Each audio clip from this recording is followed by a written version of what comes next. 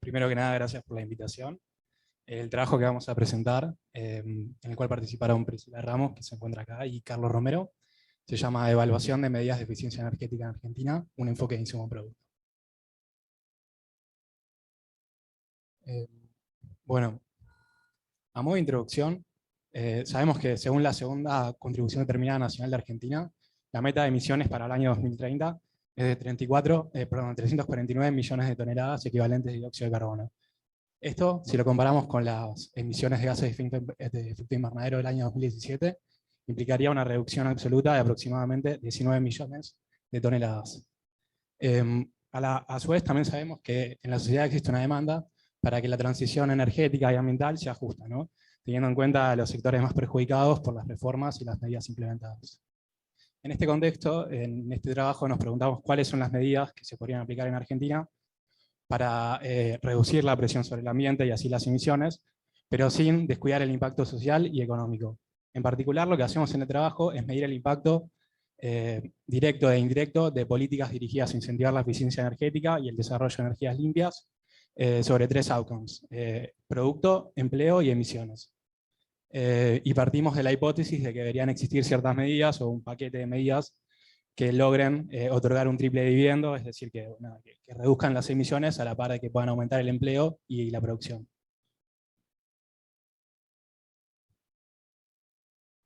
El concepto de recursos energéticos distribuidos, sobre el cual podemos agrupar tanto a las energías limpias como a las medidas de eficiencia energética, es, digamos, como la manera de matizar las diferencias entre ambos tipos de medidas, pero en particular lo que vamos a hacer es estudiar una medida sobre energías limpias y dos medidas sobre eficiencia energética. Después, obviamente, existen otras medidas que actualmente se están analizando, pero nosotros nos focalizamos en este trabajo en estas tres. En el campo de las energías limpias estudiamos la introducción de una red de generación eléctrica distribuida. La medida en particular contempla la instalación de 1000 megawatts de potencia a partir de paneles fotovoltaicos para el año 2030, entre el 2021 y 2030. Por el lado de la eficiencia energética, la primera medida es la sustitución de luminarias tradicionales por tecnología LED.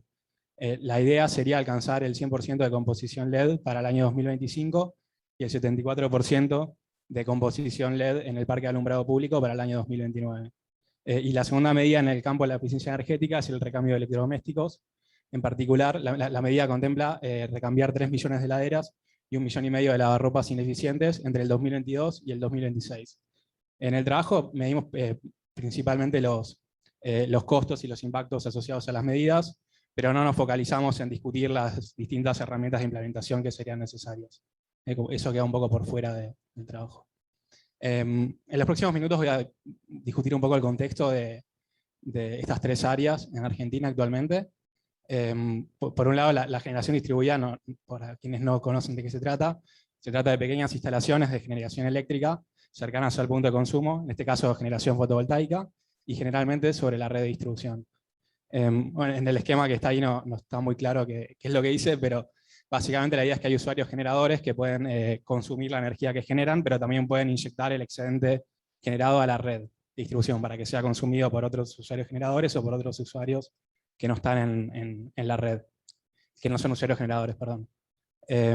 También en Argentina se separan entre usuarios comerciales y residenciales.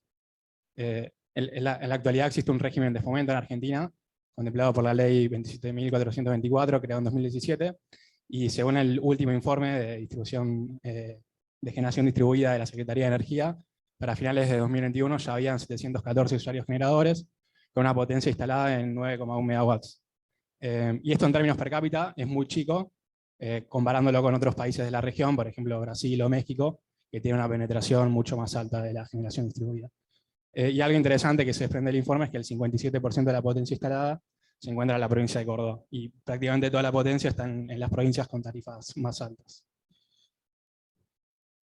Por el lado de la iluminación LED, creemos que es una medida que tendría potencial para reducir las emisiones, porque entre el 20 y el 25% del consumo de energía eléctrica a nivel mundial, por lo menos, se explica por la iluminación artificial.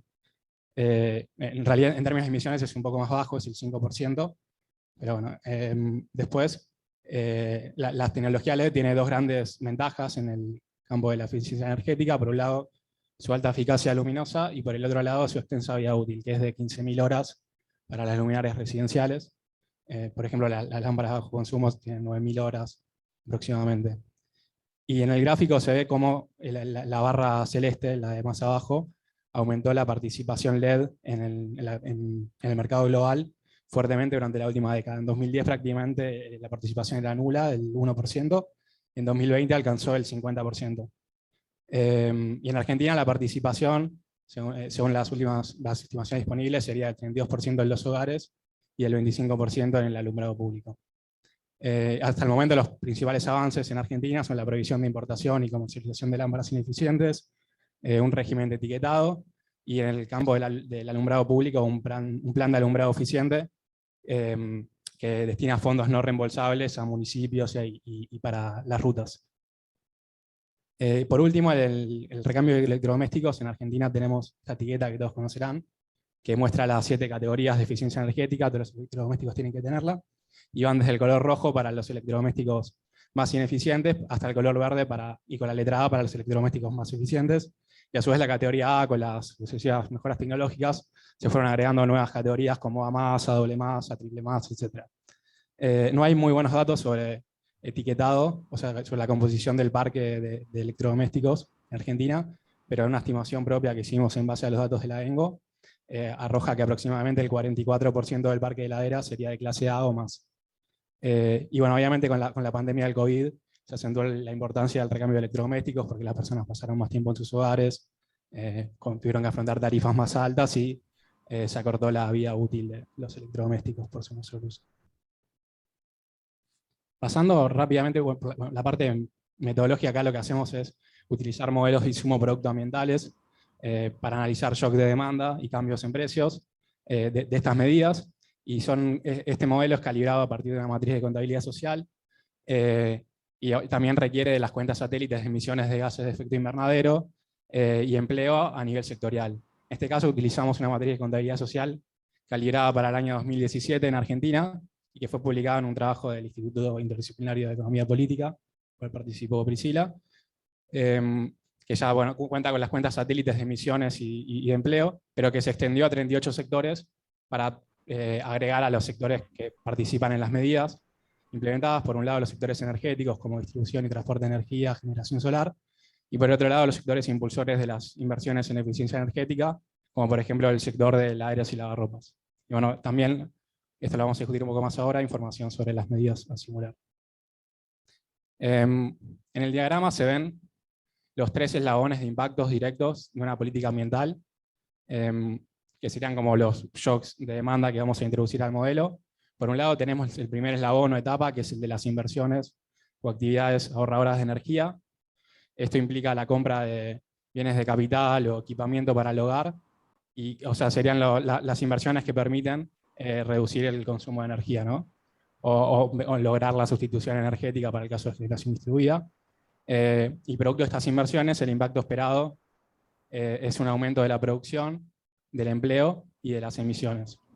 Estas inversiones luego conducen a la segunda etapa, que es la de eficiencia energética, en la cual se produce una disminución de la demanda de energía eléctrica, por ejemplo, para el sector de distribución y transporte de energía, producto de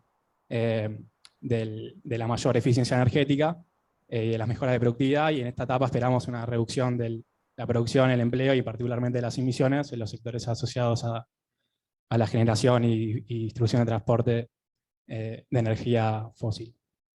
Pero también tenemos que tener en cuenta que este ahorro energético conduce a un tercer eslabón o etapa, que es el denominado efecto rebote, ¿no?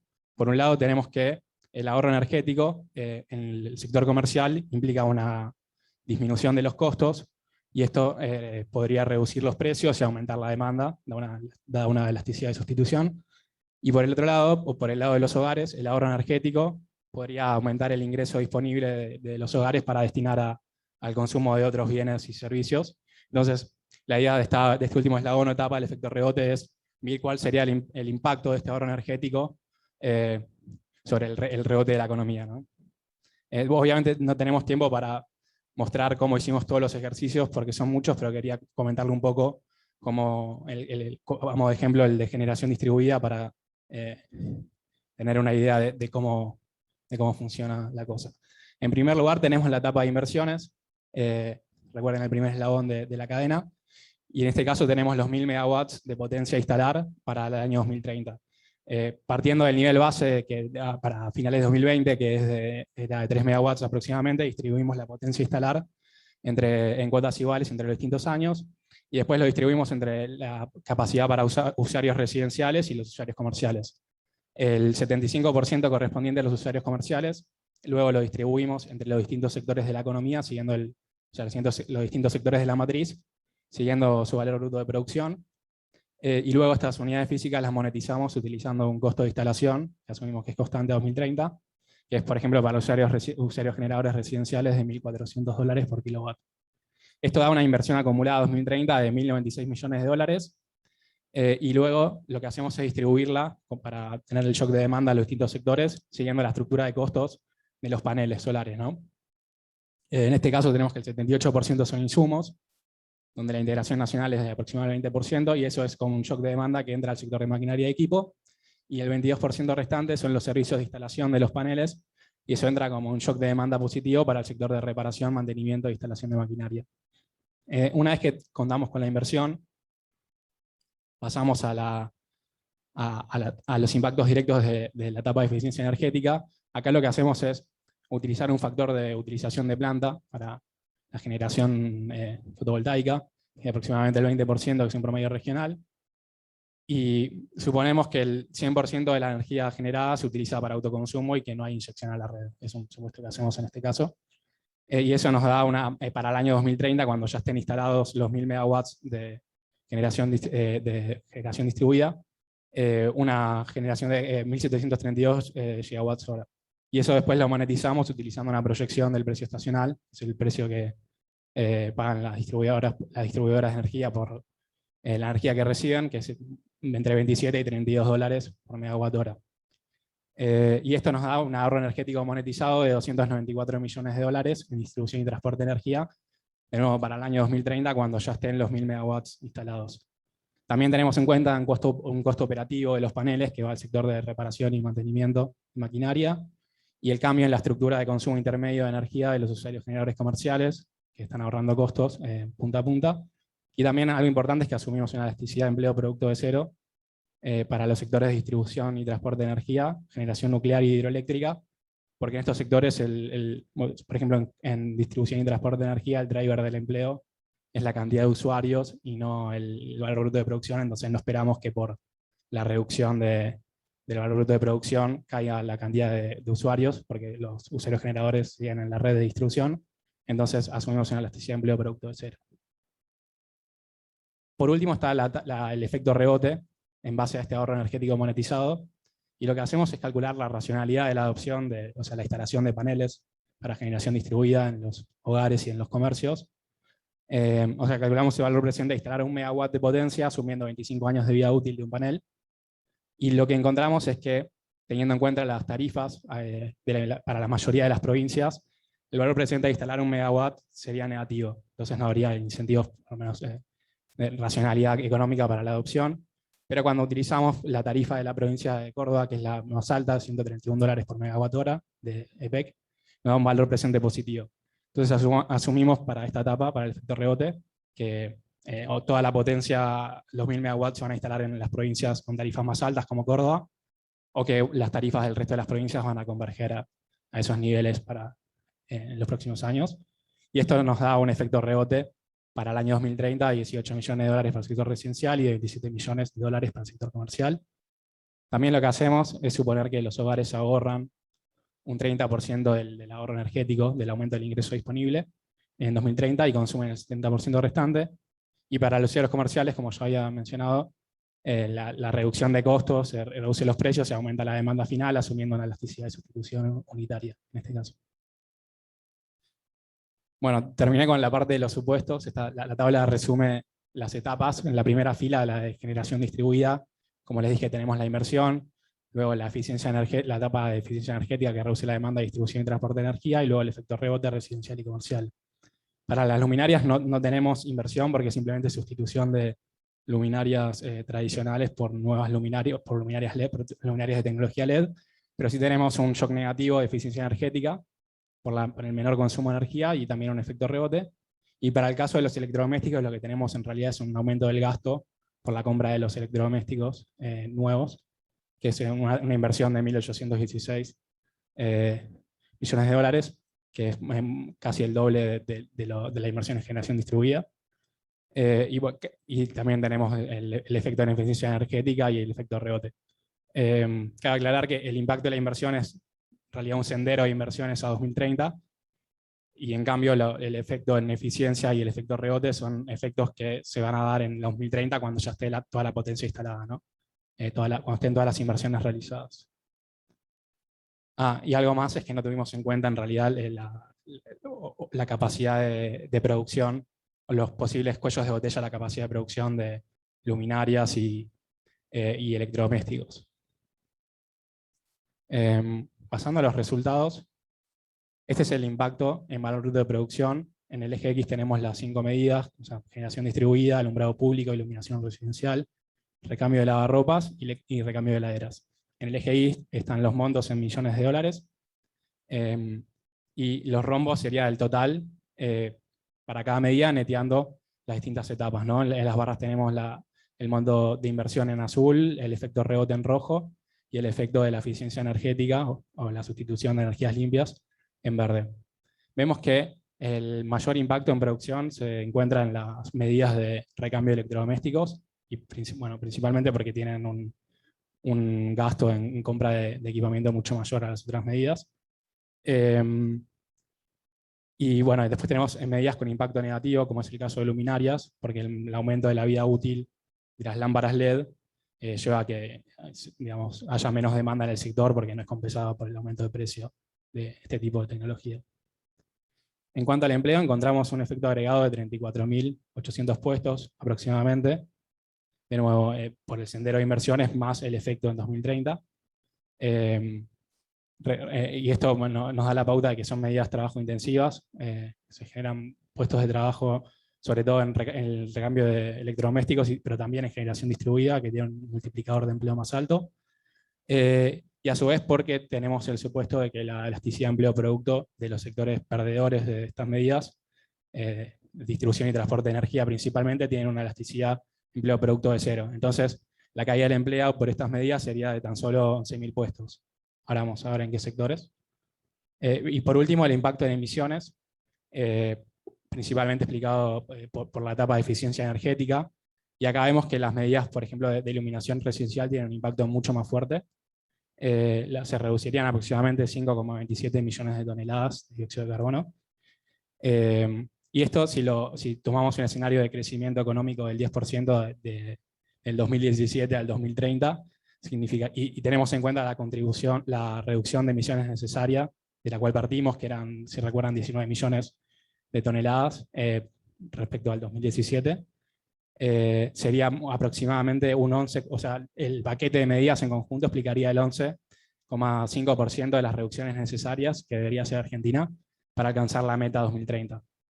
De nuevo, esto en el año 2030, asumiendo que ya se realizó el sendero de inversiones.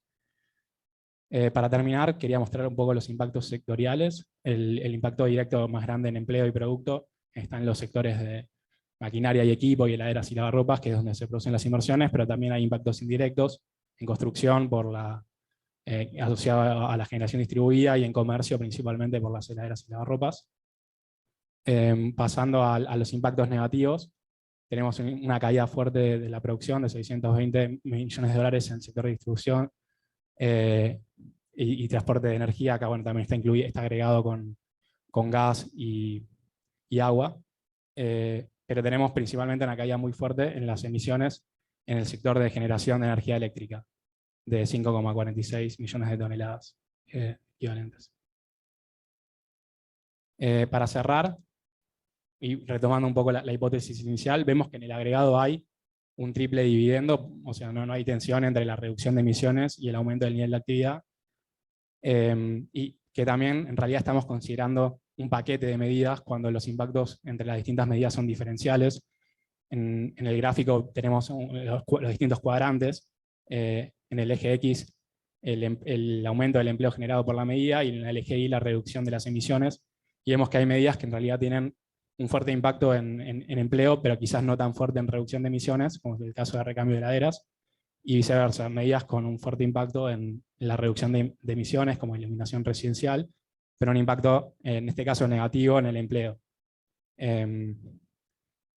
Y bueno, hoy hay que aclarar que, lógicamente, los resultados son muy susceptibles a los supuestos que realizamos, y que también la metodología nos permitió, o el proceso de investigación nos permitió ver dónde había más baches, si se quiere, en la disponibilidad de datos, o la necesidad de ampliar los requerimientos de información. Por ejemplo, la composición de etiquetas del parque electrodoméstico fue una estimación que hicimos pero, en base a la ENGO, pero no hay buenos datos hasta el momento. Y también aclarar que en base al modelo que calibramos se podrían estimar escenarios alternativos cambiando los supuestos o teniendo en cuenta posibles escenarios alternativos como podrían ser el aumento de las tarifas eléctricas, ver cómo impactaría eso, o la reducción tendencial del precio de los paneles, o bueno, distintos tipos de escenarios que se podrían incluir en este mismo modelo. Bueno, eso fue todo, no sé cómo estuvo el tiempo. Gracias.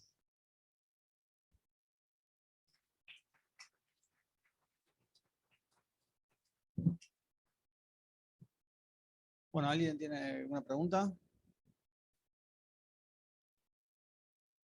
¿No? ¿Alguien que esté online? ¿Tampoco? No, aprovecho yo entonces y da una clarificación.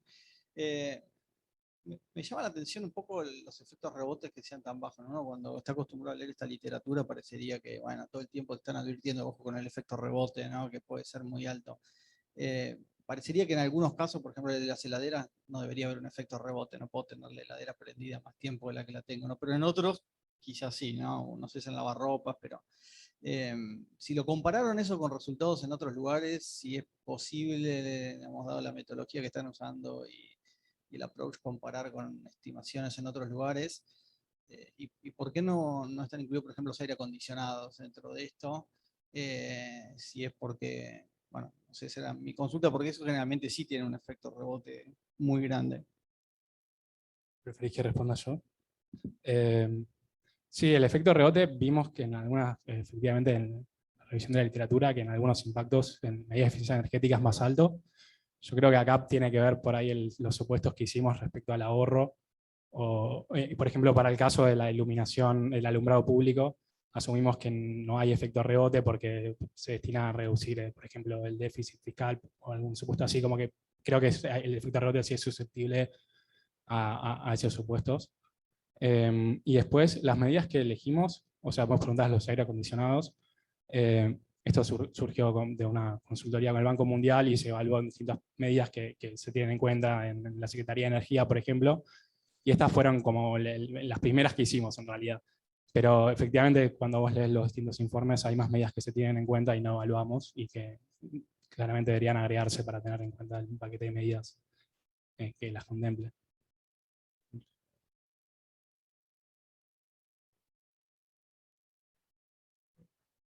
Digamos, lo ideal sería tener el estimador, digamos, elasticidades de demanda estimadas para cada uno de tipo de los productos, con los cuales, digamos, uno cambia, digamos, uno genera el ahorro y después de ese efecto, digamos, que se traduzca en mayor o menor consumo del resto de la canasta.